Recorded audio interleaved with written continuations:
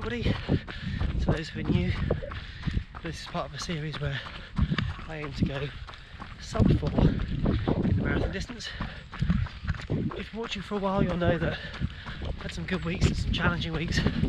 Unfortunately for me, family illness has really been quite awful in recent weeks, and my priority is obviously with them, but because of that, the running has taken a dip. It had been my intention before starting this series to try and attempt a marathon today, London Marathon Day, but a few weeks in I realised that that wasn't going to happen. A strong 50k week 3 weeks back, followed by 2 poor weeks. Even this week, for example, 2 fantastic 8Ks. I was hoping to do a third, and then Thursday night I started feeling really heady, very tight stomach, doubled over, just horrendous. Only today do I feel like I can actually go out for a run, and even this is a bit of a gamble. Until I get into it, I won't actually know whether I'm really up for it or not. But with 16 kilometres to speak of for this week, it was my hope that I'd have another 50k a week, but we'll have to just see how I go today. I'm happy to be honest and say that I'm finding it really challenging and sometimes stressful to balance family, work and running. And I know that everyone has 24 hours a day and I should use mine wisely, but I'm finding it tough. Hold my hands up, it's tough.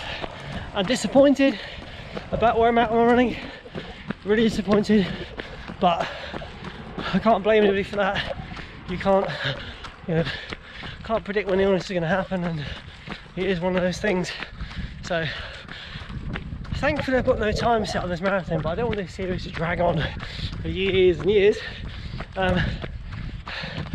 So this loop I'm running, I'm exploring the idea of using it for the marathon attempt. It's about a 3 and a bit K loop, so that means I'll be running it for obviously quite a few laps, but it's local, it's easy, I can leave my fueling in one place and just grab as I run past, and in that respect I can run pretty light. We'll see. I've chosen this route because it is pretty flat. There's an uphill towards the end of the loop, which is just kind of a slow incline, and the other side there's a bit of a downhill, so I don't actually know which way is best anyway. Sorry folks, it's a disappointing one again. My stomach is not handling that very well. Just when it's been quite tense and tight for the last few days, that constant movement is just tough. And also, I just sound knackered, don't I? And then when I started running, I've only done 10k, legs feel like jelly. Now, I will say, I was aiming for a 5:30 average, and I ended up being around 5:20, but it felt comfortable. I wasn't attacking it so hard that I was draining myself. My stomach hurt pretty much from the start. I was hanging in there, and ultimately it got me in the end.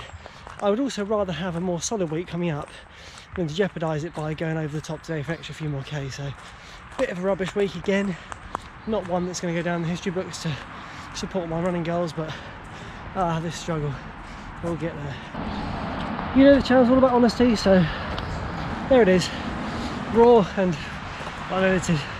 I'm finding it tough at the moment, not necessarily the paces, but just trying to get in the amount of running I need to do to achieve the goal I want to achieve. I'm finding it hard, but I really appreciate the support, and sorry that I can't deliver sort of a quicker result.